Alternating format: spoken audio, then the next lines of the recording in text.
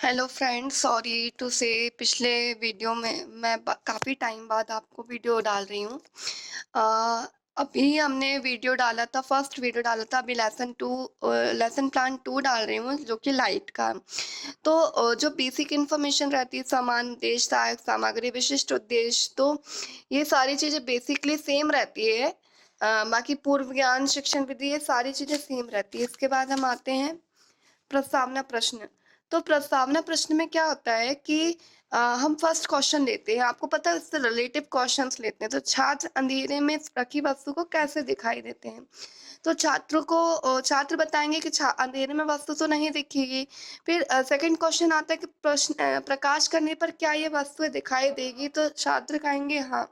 उसके बाद वस्तुएं क्यों दिखाई देगी? तो प्रकाश के कारण दिखाई देती है। प्रकाश क्या है? तो प्रकाश तो पता है स्टूडेंट्स को, लेकिन ये नहीं पता कि प्रकाश होता क्या है। तो ये स्टूडेंट्स के लिए समस्यात्मक प्रश्न हो जाएगा। अब उसके बाद उद्देश्य कथन आता है कि हम प्रकाश के विषय में सभी अध्ययन करेंगे। तो सबसे पहले हम विकासात्मक प्रश्न लेते हैं कि बल्ब को चालू किया जाए तो बल्ब में क्या होगा? तो प्रकाश उत्पन्न होगा, और ये क्या है? एक प्रश्नोत्तर विधि है। उसके बाद दीप्त और अदीप्त वस्तुएं क्या कहलाती? तो ये विद्यार्थी के लिए समस्यात्मक प्रश्न होगा। तो छात्र अध्यापक कथन देगा कि प्रकाश एक प्रकार की ऊर्जा है जिसकी सहायता से हमें वस्तु दिखाई देती है। पृथ्वी पर दिन में सूर्य द्वारा प्रकाश मिलती है, ये तो सभी को पता होता है। अगर हम इसे साइंस की भाषा में प्रकाश को समझेंगे, तो प्रकाश ऊर्जा के छोटे छोटे बंडलों के रूप में उपयोग होता है। इन पैकेट्स को क्या कहते हैं? फोटान कहते हैं। तो छात्र इस चीज को ध्यान से समझेंगे। इस प्रकार हम बोध प्रश्न निकालते हैं कि प्रकाश किसका एक रूप है? तो प्रकाश ऊर्जा का एक रूप है। और पृथ्वी पर दिन में किसमें प्रकाश प्राप्त होता है? या पृथ्वी का सबसे बड़ा ऊर्जा प्रकाश का सोर्स क्या है? तो है सूर्य है। और ये प्रश्नोत्तर विधि के अंतर्गत आता है। इसके बाद आता है, हमने कुछ विकासात्मक प्रश्न लिए हैं। इसमें मोमबत्ती सूर्य बल्ब से हमें क्या प्राप्त होता है? तो प्रकाश प्राप्त होता है। प्रकाश को उत्पन्न करने के आधार पर कितने प्रकार की वस्तुएं होती है? तो ये विद्यार्थी के लिए समस्यात्मक रहेगा। दीप्त वस्तुएं होती है और अदीप्त वस्तुएं होती है।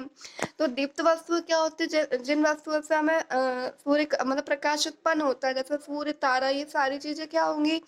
ये सारी चीजें दीप्त वस्तुएं होंगी। और अदीप्त वस्तुएं क्या होंगी? जिससे हमें किसी भी प्रकार का उजाला नहीं मिलता है, जिसका स्वयं का प्रकाश नहीं होता। तो जैसे चंद्रमा जो होता है, चंद्रमा का स्वयं का प्रकाश नहीं होता है, ये सूरज के प्रकाश से जलता है।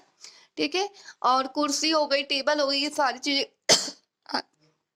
आदित्य प्रकाश के अंतर्गत आते हैं। उसके बाद हम इससे रिलेटिव बोधात्मक प्रश्न ले लेते हैं, जिसमें प्रकाश को उत्पन्न करने के आधार पर कितने प्रकार की होती है? तो प्रकाश 2 प्रकार के होते हैं। और अदीप्त वस्तुएं के उदाहरण दो, तो टेबल, कुर्सी, अलमारी, ये सारी चीजें जो है बोधात्मक प्रश्न के अंतर्गत हो गई है। उसके बाद हमने पुनरावृत्ति प्रश्न लिया है। तो प्रकाश की परिभाषा बताइए, हम किसकी सहायता से वस्तुओं को देख सकते हैं? दीप्त वस्तुएं क्या होती है? अदीप्त वस्तुएं क्या होती हैं? उनकी डेफिनेशन में पुनरावृत्ति प्रश्न के रूप में पूछ सकते हैं। कक्षा कार्य हम दे सकते हैं।